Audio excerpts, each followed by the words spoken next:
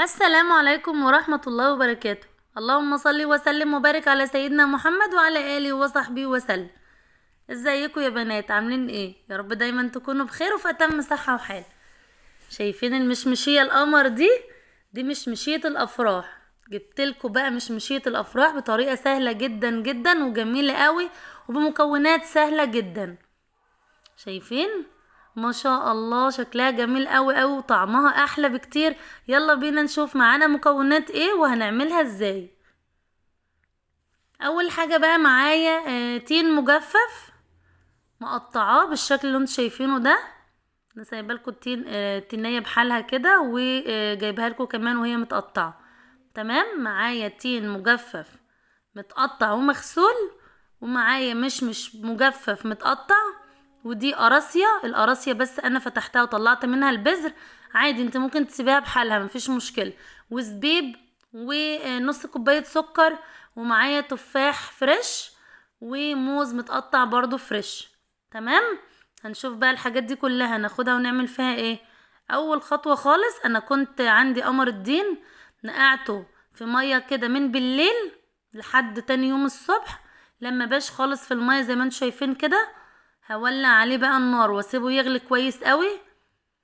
اهو زي ما انتوا شايفين كده بتغلي قوي المية بقمر الدين. وهنزل عليها بقى بالسكر.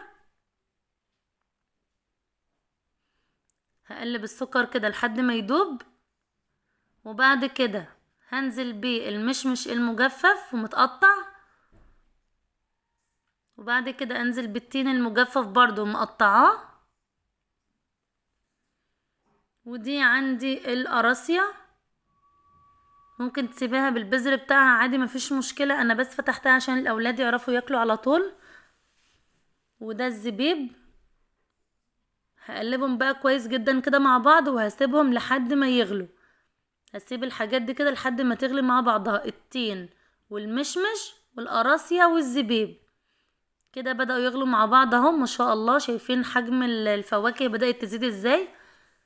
التين حجمه زاد والمشمش كمان زاد والقراصية برضو لما بيغلوا حجمهم بيزيد زي ما انت شايفة كده. هسيبهم بقى لما يغلوا مع بعض، وبعد كده هطفي النار واسيبهم لما يبردوا خالص بالشكل ده كده. هسيبهم بقى لما يهدوا خالص يبردوا، وبعدين هنزل بقى بالحاجات اللي انا مقطعاها فريش.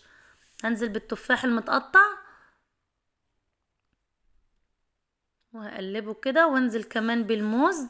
عندك بقى عنب حطي، عندك فراولة حطي، عندك بصي اي حاجة انت حابة تزودها حطي مفيش مشكلة، تبقى طعمها حلو اوي زي ما انت عاوزة اللي عندك حطيه.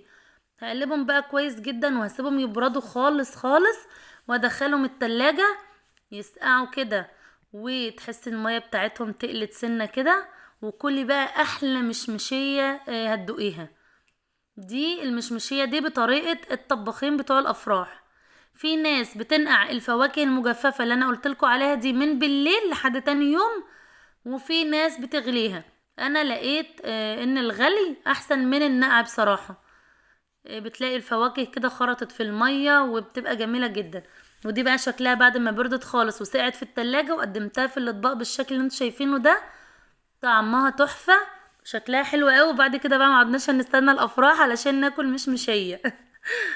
هنعملها في البيت بكل سهولة وطعمها جميل جدا جدا. ولو عجبتكم الوصفة متنسوش تعملوا اشتراك في القناة.